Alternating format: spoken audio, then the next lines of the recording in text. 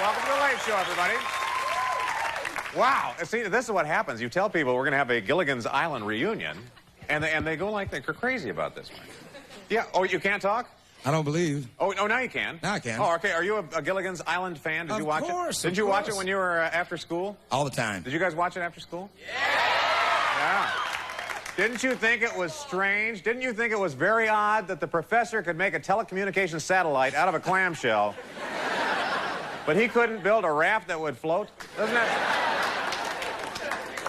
And I wish, you know what I was hoping? I was hoping that when the show went off the air, they would have a Gilligan's Revenge, where Gilligan would go down and hunt down all those people who stopped by the island and then left without taking them with him. Now, let me tell you, if you're a Gilligan's Island fan, I know many of you are, you're going to take a little quiz here with me because I want to see how well you know the show. First of all, what was Gilligan's Island's greatest contribution to mankind? Was it, you can take this quiz at home, was it A, 312 new coconut recipes, B, showing that human beings can get along in a stressful situation, or C, that they were able to build the prototype for the Yugo? Which one do you think it is? Okay. Let's see if you're right. Okay.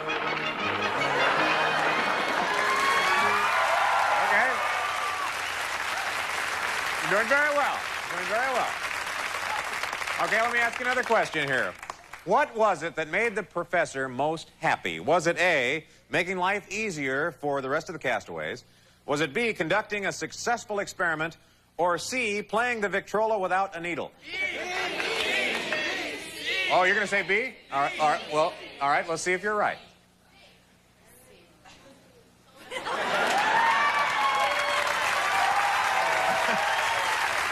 Okay, I'll give you one more. I'll give you one more. What did the castaways do when the food supply ran low? Did they A, try to survive on plant life, B, set more fishing nets, or C, eat Gilligan? Okay, let's check our answers. Everyone ready? Yes. Yes, yes. Yes, yes. Go! All right.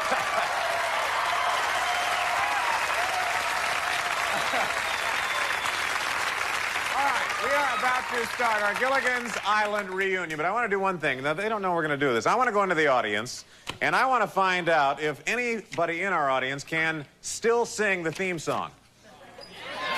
Okay? Okay, you think you can, sir? All right, let's see. Why don't you come out? You can stand right up there, and I'll come in. What is your name, sir? Jeff Robinson. Wait a minute, 1 second here, Jeff. All right, Jeff, you are where? From Eugene, Oregon. You're from Eugene, Oregon. Originally, yes. Okay, you want me to give you a little start on the theme song? No. All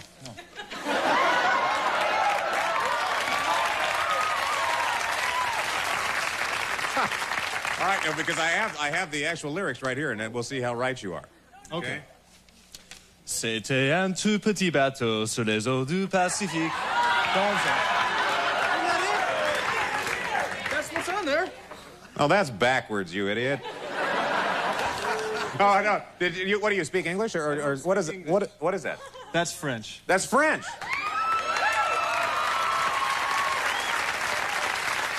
That was very impressive. That was very. Je suis. Sit down. Okay. How about anybody else? Does anybody else know? All right, somebody else? I'm gonna go right down. I'll go right down here. Okay. Come on out here. Come on out here next to me. Huh?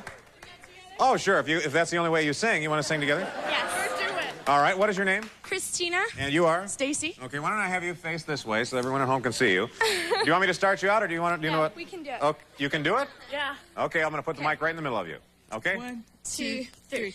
Just sit right back and you hear a tale of a fateful trip that started on this poppy port aboard this tiny ship. The faithful mighty sailor man, the skipper brave and sure. 5 passengers, they sailed that day for a 3-hour tour. A 3-hour tour. The weather started getting rough. The tiny ship was tossed. If not for the courage of the fearless crew, the Minnow would be lost.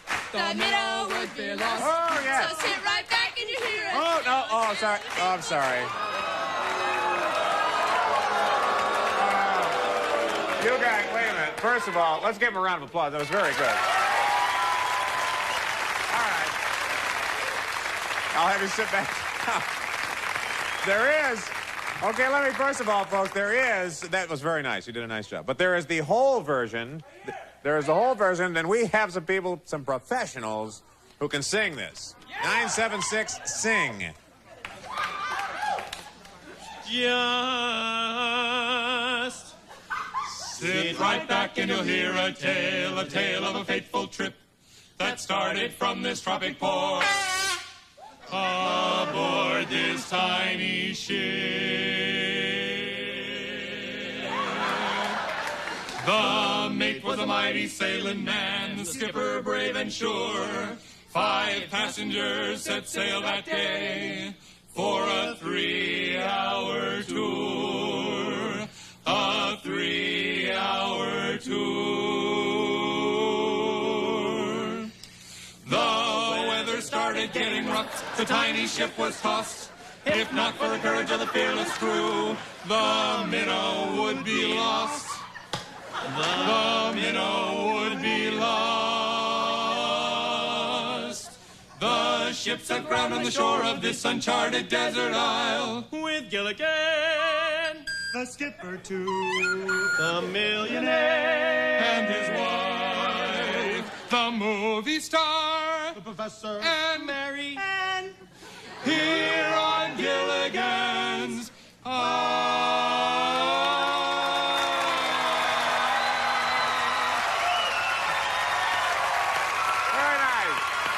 Very lovely, lovely. Thank you very much. 976, sing. Oh, yes. This is showbiz, big-time show business. All right, it's time now to reveal to all of you what we're going to do for tonight's show. If we could raise this up, I want you to see the lagoon.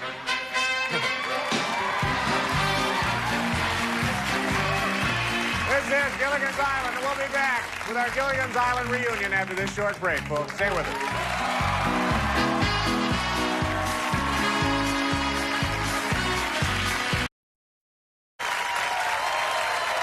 Welcome back to the Late Show, everybody.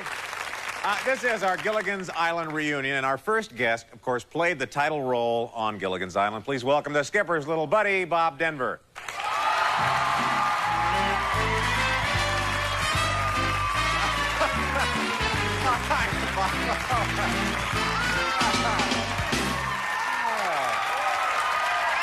Oh, this is great. How are you? Boy, it is really good to see. You know, watching you stumble out. That you had to take a tremendous beating during that series. I was really lucky. Physically, I never got hurt. You never got hurt? No, I came close a few times, but never did. You got thrown around enough. I had Alan Hale, you know, for a big cushion, so I never had to worry. Now, you did not have a break when you got the show Gilligan. Did you go right from, did I get this right, from Dobie Gillis? To Gilligan? Right to Gilligan. Right. And then from there, I went to another show called The Good Guys, which nobody ever heard of. Well, fortunately, the Gilligan's Island deal just stayed on and on and on. It must be up there in the top rerunner of all series, I think. Yeah. Now, was Gilligan a first name or a last name? Well, in the show, we never said, but I asked Sherwood Schwartz, the writer, and he said if we ever going to use it, it would have been Willie Gilligan. Willie Gilligan? Willie Gilligan, yeah. See, that's a scoop here now to all of us. How do you think we did with that? Looks great. It's kind of spooky, actually, you know, especially this table. I know. Isn't this wonderful? We tried to do it from the original Gilligan's Island set. Very But close. that's a parking lot now. Really? Yeah, it's gone. What happened when the show broke up? I heard there was a story that, what did they do with the set? I think everybody took it home and put it in their backyard. Did you take any mementos I didn't get any or of the anything? huts, but I think a few people took the huts home and, you know, by their swimming pool. It looked pretty nice. I think a lot of the props went that way. I don't know where the little car went. Yeah, I don't know either. You know, we were talking a little bit before the show, and so many people watched this program when they came home from school. Right. Was it? Did you think it would last that long? Were you that surprised that? Well, I would have made a better deal if I thought it would be rerunning in 1988. Sure. But who knew in 1963? Yeah. I mean, if you got 2 years of reruns, you figured that was great. What did the critics think of it? It was a popular success. What did the critics think The critics of that? panned it pretty heavily. They thought it was inane. They thought it was, you know, silly. All the things it was. How about scripts? Did you ever look at a script and said, oh, this can't be me? Oh, no. Sherwood scripts are always great. I came in the second year, and he had 16 or 17 scripts ready to go for the second year, which meant, special effects department got them, and they could do all the gags and, practice them. That's unheard of, though. Unheard of, yeah. Yeah. The man was amazing. What about recognizability when you were at your peak? It hasn't changed. I mean, the kids are still watching it. Yeah. My hair's kind of white now, but they say, oh, they probably figured it happened in the island, and I'm going back to get it fixed. There have been a couple reunion movies. Yes, There have been 3. Do you think there'll be another one? I hope so. We have a script. I'm sure it has a script for it. And Really? I'm hoping that we can do it, either as a network show or maybe as a movie. It's kind of fun, isn't it, to get back together? Oh, yeah. The cast is great. They're just fantastic. Yeah. You're going to meet them, so you'll... Yes, we are. In fact, we have another one. The small guy. The small guy. The guy known as Skipper, and a lot of people don't know what his real name was. We'll find out what that is in just a minute. Alan Hale Jr. is here, Bob's co-star. Good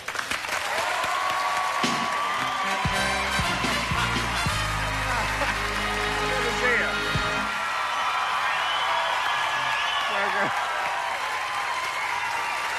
Boy, I'll tell you, that's...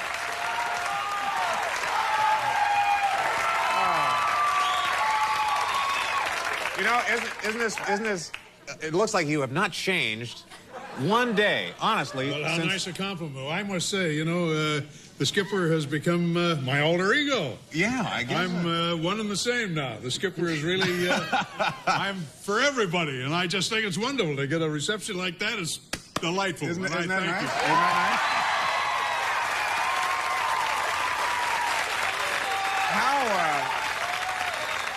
When you got this script, Alan, and you saw the character, was it one that you fell in love with right away, or could you see yourself playing it? Well, it was placed so very nicely. Actually, it was rather an amazing story. I was in St. George, Utah, doing a picture with Audie Murphy, and I got this call to come down. Well, we had a small budget picture, and there was kind of a difficulty as to how was I going to get there. There were no planes out of there. There were no rental cars or anything. We went up with studio cars. So I went out on the highway with my thumb. And I hitchhiked out of St. George, got down to Las Vegas, flew from Las Vegas into CBS. And when I got in there, they had some procedure going on. And Mr. Sherwood Schwartz, our creator, a man who I highly respect, he said, Alan, he said, really, in many ways, he said, I have written this story for you. Now, he said, if you'd like to be the skipper, you are. But I would like to see you in contrast with some of the people that we're going to use. So I did this test. And it all seemed to work out very well. He had a fine point that he wanted to work out between Gilligan and myself. The fact that, I was always on him. But the fact is, I loved him. That's number 5,761. You're taking a lot of beatings on the head for that. So it was kind of a fine point that he was after, and he saw to it to see in me what he wanted. Yeah. In other words, I did what I was supposed to do, but he saw the way he liked it. So I became the skipper. Now, you're very much like the skipper, actually, in real life. You do love boats. And yes, I got to say, my goodness sakes, that's nicely put, the way you put that. It's nice to be aboard, huh? we have a clip we want to show. Oh, indeed. Yeah, this is of the two of you. Isn't this of the two of them? Okay. Is it? All right. The skipper and Gilligan. Buddy, I see exactly what you're trying to do. Thank you. But we've got to go through with this now. All right, line up. Close your eyes. Sure, Skipper. Wait a minute. If it's a clean blow, I'll reward you both ears and a tail. Oh, thanks, Mr. Howell. Open a what?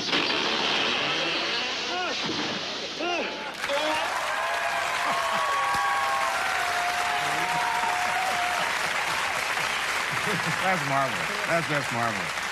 Now, what are you doing today? I understand it's something to do with travel, isn't it? Oh, I have, yes. It's so nice of you to mention it. I have Alan Hale's Quality Leisure and Travel now.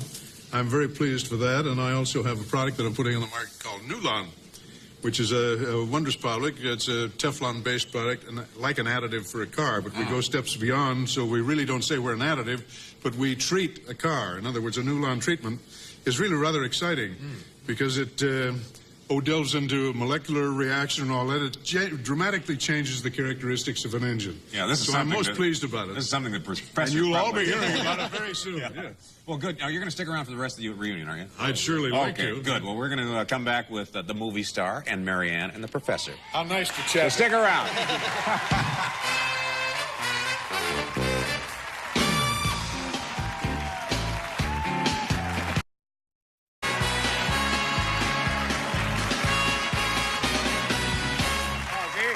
never sounded better, has it? I love it. Isn't that marvelous? All right, we are here with our Gilligan's Island reunion, folks. And I must tell you, many of you probably had crushes on the movie star, didn't you? Well, here she is today, the lovely Tina Louise.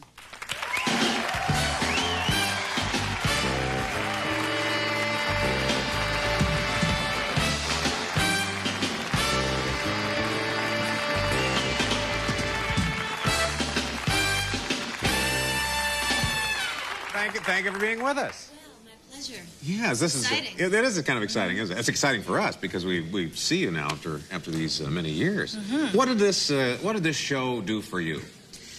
Well, I had a lot of fun. Did you have some fun? And I had made a lot of friends out there. Because you had your movie career was going, and then this came along, as I understand. Yeah, I was doing a play. You were doing a Fade play. Out, Fade In with Carol Burnett. Okay. And one day I got a telephone call from Ethel Weinert, and she said, "Do you think that you could do sort of a Marilyn Monroe, Lucille Ball character?" Sure. And I said, "Yeah." And so I left Fade Out, Fade In, And that's how settled in. it happened. Yeah. Thought it was going to last for 1 year, and I spent 3 years. 3 years in it. And- Now, you have gone on to other things. You have a new movie that's out now, don't you? Well, no, I have a film that I completed this summer called Okay. The Pool. When will that be ready for us to see? Well, you could see a little bit of it tonight. Okay, well, we do Play have a your clip, cards don't we? right. All right, do you need to set this up, Tina? Huh? See, I called her Tina. That's my name. Yeah, I know, but I want to call you Ginger. I feel like I should Yeah. call you Ginger, like the skipper in Gilligan. So anyway, do you want to set this up for us, or? Well, I did the film this summer. It's been done by a new director. His name is Luis Ira, and we did it in Boston. It's a very unusual film. It's See, Boston's sharing it. it's a metaphysical, very suspenseful love story. Okay, let's take a look. Get over here! Look into my eyes and you tell me you want out. You tell me you want out. Yes, I want out. I want you out of my house. Fine. I want to be left alone, okay? Be honest. I want to have I want someone who loves me. My beautiful sister. You know you're sexy. No, you're dressed. Stop it! Damn it, stop it!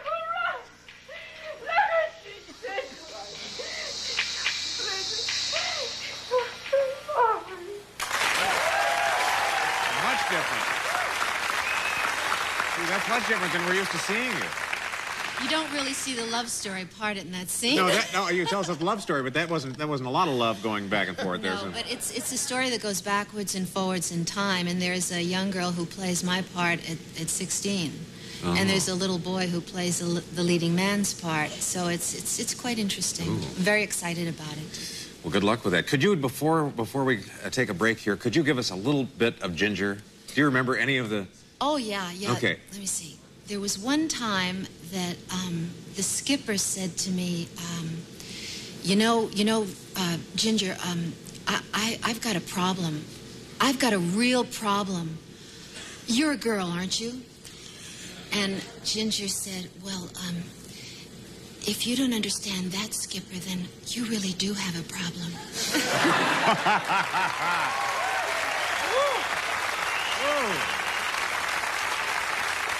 Well, thank you, Tina. You know, two more people who are on that ill-fated 3-hour cruise are with us. The Professor and Marianne. Would you please say hello to Don Wells and Russell Johnson?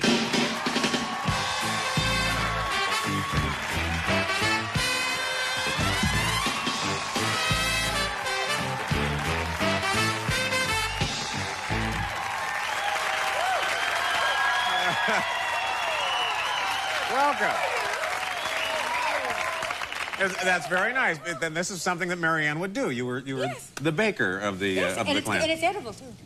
It is? It's not throwable, is it? No, we're not going to throw it. Now Been fireproof. That's good. Yeah. you two were really something. In the first season, you were known as All the Rest. That's right, the rest. Yeah. and then in the second season, that was the Professor and Marianne. How did that happen? How did you finally come to the forefront and get some credit in this? Well, they realized just how wonderful we really were. Simple as that. Yeah. Why was it you were never interested in these women? They would be trying to. Were you so interested in getting them off the island? Why was that, Russell? Well, it was in the script. It's not really the way it was. Yeah. No, if the professor had been interested in any of the women, I think it would have made opened up a whole different can of peas. You had to keep the man asexual and interested in his Lepidoptera and his flora and fauna and that. Sure, kind of all the scientific stuff. Sure. All right, now I'll ask this collectively of the two of you. After you do a show like this, are you typecast? Does it limit you to go on to other things, or was that not a problem? I'll ask you, Dawn. I think so, very definitely. Really? My theater training was where I originally began. So when Gilligan's Island went off the air, I went back to the stage, figuring had I stayed in Los Angeles, I probably would have been playing a character like Marianne for a few years. So I've been basically doing theater for quite a while, and now I'm too old to play Marianne, so it's all right. I rode the herd over. It's okay. Do people still recognize you, Russell, from the show? Oh, absolutely. I mean, it's just an ongoing thing. Sure. It's absolutely astounding. What do they say to you? What do they want to know from you? Oh, the people ask me, do you remember when you did this or when you did that? Or how did you do something? And I can't remember any of that. Well, it's gone. But of course, because they've been in reruns, there are Gilligan's Island fans who have seen this 40 and 50 times now. Of course, they memorize things. Well, do you remember what that outfit that you wore in the episode with the lion or something? And of course, and I get stumped on trivia all the time. Oh, you do? Oh, yeah. I don't know the answers. You told me Jonas Grumby today on the television radio show we did today. I'd never heard the skipper's real name. That's the skipper's real name was Jonas Grumby. How many of you knew that? See, nobody. Some people didn't know that. Well, we're going to take a short break. Are we going to take a short break? All right, because when we come back, the millionaire and his wife are going to join us. So please, stick around.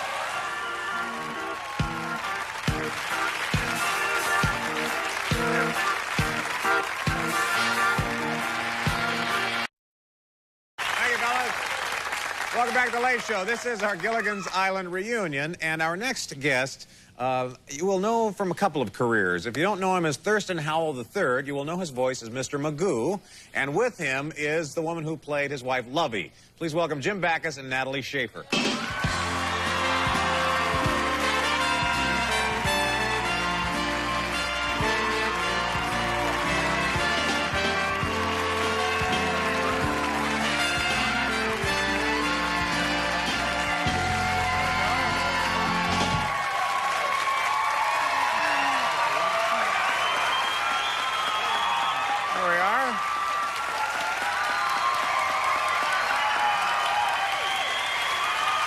Go ahead, have a seat, Jim.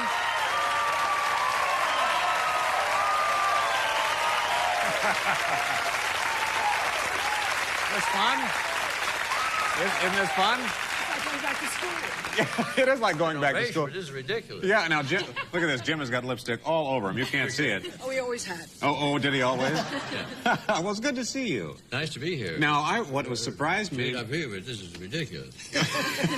What surprised me most about you, Natalie, is when we were talking backstage, you have a genuine, rich accent. She sure does. She does. Well, I have to have. It's in his book. It's in his book. Was this a fun deal for you? It was just I adored it. We had such fun together, and we missed being... We worked so well together. All those years, we never had one word that was one crossword, one word with nothing. We agreed on everything. Did you really? And I learned to ad-lib from him. Now, did they do ad-lib much in the series? Yeah, a lot of that. Did you really? Just throw the script out the words were so delightful. Yeah. Yeah, Sherwood's here. He is. Yes, we're going to talk with the creator in just a little while. Now, how did you juggle being Mr. Magoo and the series all at one time? It was very easy. Magoo, I did in about an hour. Just show me the figures of what I was supposed to do, and I'd do it. Really? Yeah. And the things that Magoo ad-libbed, and you couldn't hear were the things that were good, because a lot of Mr. Magoo is very dirty. Oh. I never thought to censor a cartoon. I say, oh, by George. I'm sorry, I missed I it. like to mind by George. I'm curious how much money the Howells took on this 3-hour cruise, because you were trying to pay off everybody throughout that entire series. They had $100,000 for every cast member once, and $50,000 if Gilligan would carry something for you. And there were some things. These are things a Howell doesn't do. Howell never does any work requiring manual labor. Of course not. No. See, Howell is always first. First, last, and always.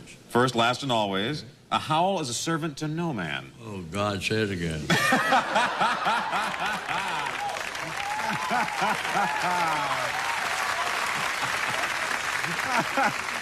This was just delightful. I'll tell you, that was one of the things that I thought was so wonderful about this television series is that you really didn't overact. You were, everything that you said really fit your characters. It's to be really a license to steal. Yeah. Yes, but that's what acting is. It's really having fun. I think the critics have made a fool of themselves when they're taking this too seriously. Well, that's what we were talking about here, where the critics weren't that much in love with it. It just proved year after year to stand up. I found out that Gregory Peck was a big fan of it. Oh, is that right? Yeah, he came to me one time. I had never met him before, and he says, "You Thurston Howell?" And I said, "Yes." And he said, "My favorite show, wouldn't miss it." Really? I think he was awfully polite. I wrote a book during our... You wrote a book here. It's called Forgive Us Our Digressions by Jim and Henny Backus. That's my other wife. And that's your book. So that's your other wife. You know, we have the creator, the man who was behind Gilligan's Island, and he's here tonight. I want to introduce you to him. He is the producer and the creator of Gilligan's Island. His name is Sherwood Schwartz.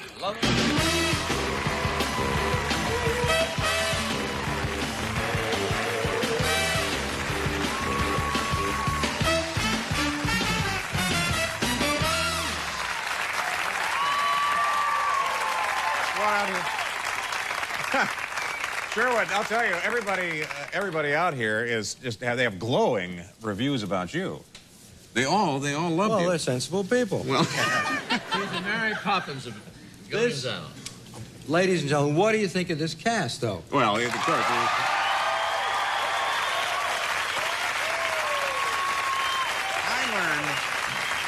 I learned something about you that will surprise, I think, our home viewers and, of course, you know, the writer's strike that we have on now has crippled television for all intents and purposes.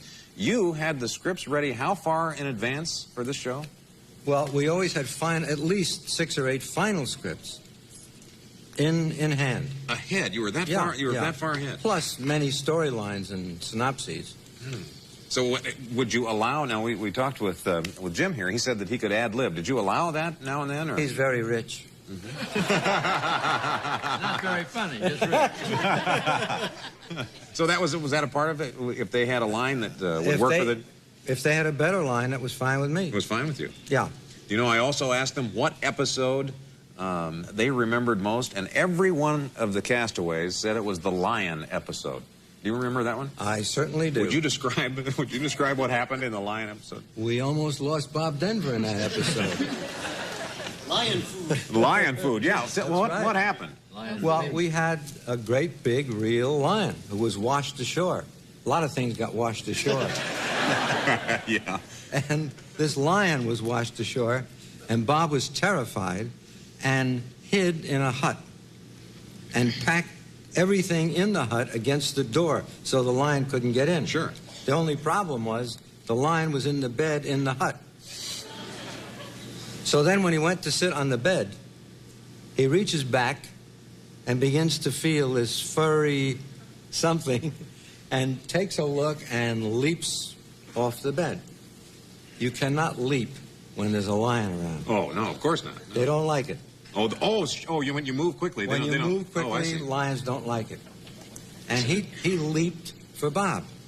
And except for the fact that the bed was not secured, it was movable. Oh, I see. And the lion lost his purchase in that move and leaped for Bob and missed by about 2 or 3 feet, or he'd have landed right on him. Oh, my. An angry lion leaping leaping from Bob. And I said, Bob, that's right. Yeah. I said, Bob, are you okay? He says, yeah, let's do it again. Okay.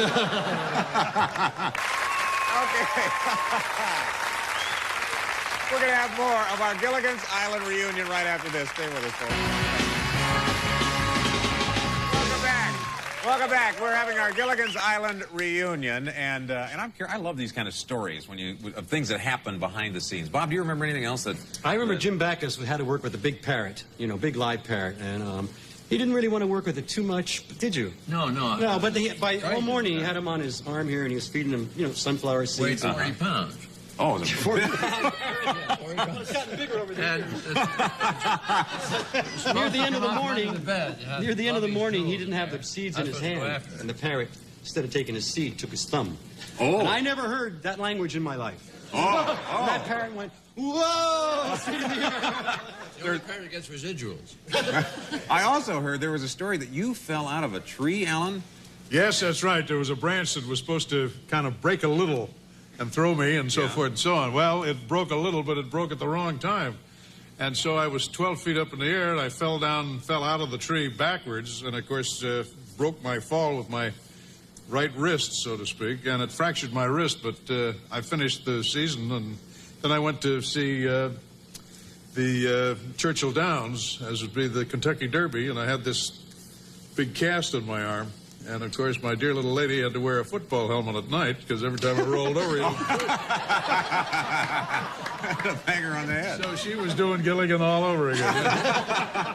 You know, I've got some questions. These are trivia questions I'd love to ask some of you, if you don't mind. We'll try. Now, Sherwood, you probably know the answers to these. Maybe. All right, we'll Maybe see. not. We'll see. How many college degrees did the professor have? Oh, you're really getting hard. Yeah, this is a tough question. Russ. Do you know that? I haven't the slightest idea. Do you know? Do you know, Sherman? Yeah, I happen to know. How many? Should I tell him? Sure, you can tell him. What's the answer? 6. He had 6 college degrees. And Couldn't couldn't build get a boat. Couldn't build a boat. One of the degrees was not in boat building. That's right. None of the degrees. None were of them were in. Okay, let me ask another one. How about the who was Ginger's roommate in Hollywood? Back in Hollywood, she talked about her. She talked about her roommate a lot. Cary Grant. I don't remember. You don't remember that? Yes, it was in several episodes. He was I don't remember that at all. Keep track of roommates. Debbie Dawson was the answer. Debbie Dawson. Debbie Dawson. Knew her well. Debbie Dawson? Yeah, she brought up Debbie's name many, many times. All right, we'll go on. How about this one? You may know this one. Who? Mary Ann belonged to a club. What club was that? Oh, farmer. 4-H. 4-H, gotta be. 4-H. That's right. Oh, you got that one.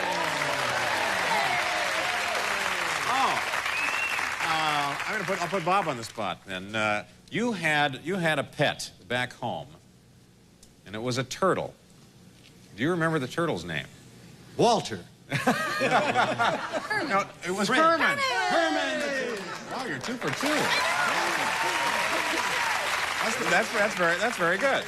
Now this one I think is too hard. Unless maybe you know this one. Lovey, what was the perfume that you used? Yeah, that's really tough. I never used anything but Tea Rose. Tea Rose. Tea Rose. It may have been, but you also used one called Gold Dust. Oh, well, of course, I had to use that.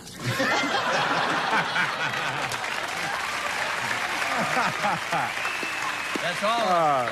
Yeah. Oh, okay. All right, I'll ask you another one. This one. Do you know where you kept your money?